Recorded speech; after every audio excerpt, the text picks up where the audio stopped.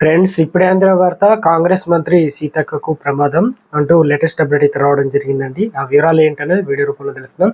అదేవిధంగా వీడియోని స్కిప్ చేయకుండా పూర్తిగా చూడండి. కంప్లీట్ ఇన్ఫర్మేషన్ అయితే మీకు అర్థమవుతుంది. మీలో ఇంకెవరైనా సరే మన ఛానల్ సబ్స్క్రైబ్ చేయకుండా చూస్తున్నట్లయితే దయచేసి మన ఛానల్ సబ్స్క్రైబ్ చేసుకొని బెల్ బటన్ యాక్టివేట్ చేసుకోండి. అదేవిధంగా చూస్తున్నారు కానీ లైక్ చేయడం మర్చిపోతున్నారు.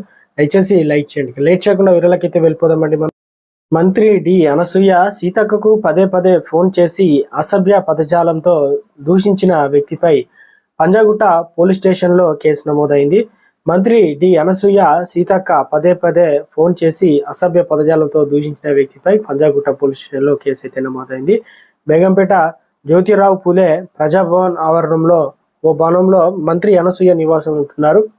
ఈ నెల 4న గుర్తు తెలియని వ్యక్తిని సాయంత్రం 4:03, 4:05, 4:56 ప్రాంతంలో మంత్రికి మొబైల్కు ఫోన్ చేసి అసభ్య పదజాలంతో దూషించాడు.